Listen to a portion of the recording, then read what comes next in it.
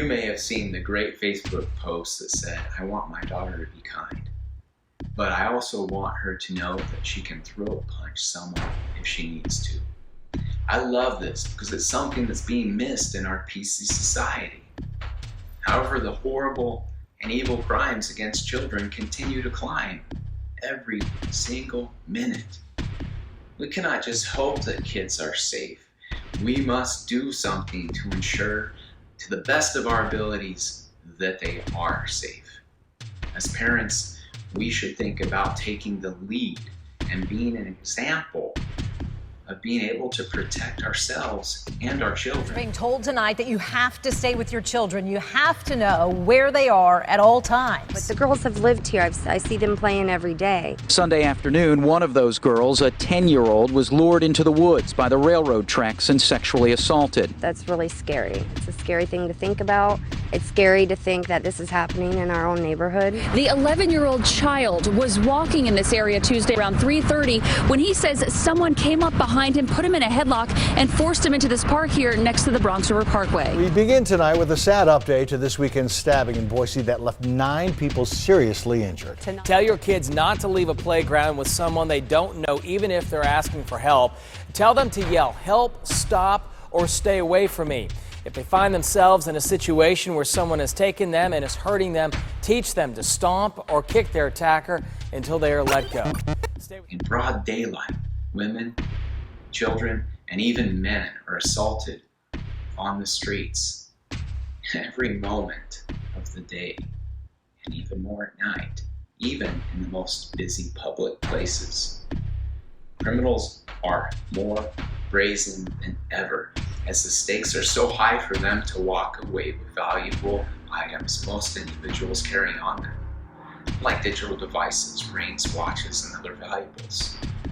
But it really doesn't stop there. The human target to them is also valuable, something that they could sell. Here are a few things that you can do to protect yourself and the ones that you love, your family, that are the most valuable to you from being a victim. The first thing that you need to think about is distance. If this was actually a perpetrator coming to assault me, the first thing I want to do is keep a maximum distance away from that person. Sometimes that's not possible because sometimes the person is going to move at you really fast, and then you need to know what you can do to stop it. So the first thing when you see a sign, and you want to be aware of the signs ahead of time, hopefully, and that's by building your situational preparedness of looking for certain hazards or red flags around you that danger may be inherent. And that also may be just the gut feeling. If something feels that it's not right, guess what? It's probably not right and you need to remove yourself. But one of the things that you can do is as soon as something happens, put your hands up and say, "Hey, stop." This gets you in a position that you can protect your face. If a punch comes at you, that you can stop it. Another thing that you can also do is it allows you to draw back into a stance. This target right here that's sideways with my head looking at the perpetrator makes me a more narrow target for them to hit. So if I'm standing like this, then I'm a very broad target and I'm gonna get hit more likely.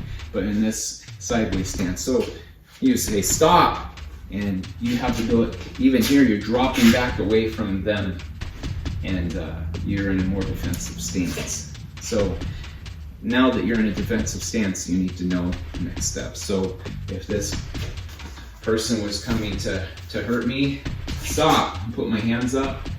And one of the first things that you can do, that's actually the biggest weapon that you have, that keeps the person as far away from you as possible, is a kick. So if they start to come at you after you said stop,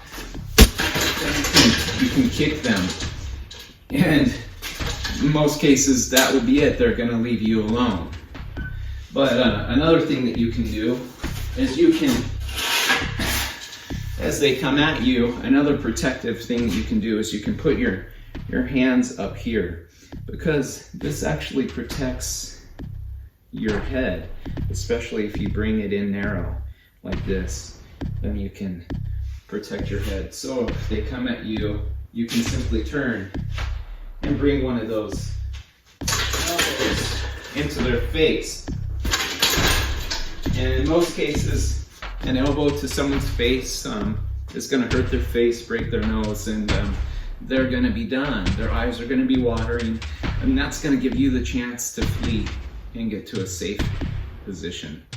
So those are a couple tips that you can use. Remember, if you don't have any fighting skills, you can use your elbows and hit that way. Also, you can drop back into this position, and it gives you the ability, if they come at you, that's a hit. So those are a couple tricks, and don't forget, you can also practice this, just a front kick. So someone's coming at you, and you can just front kick them. And again, that's another way to stop a forward attack towards you. So I hope that these few things help you, and they're great ways, they're simple ways for you to implement in keeping yourself and your family safe. And don't forget, the article talked about the simple throat punch.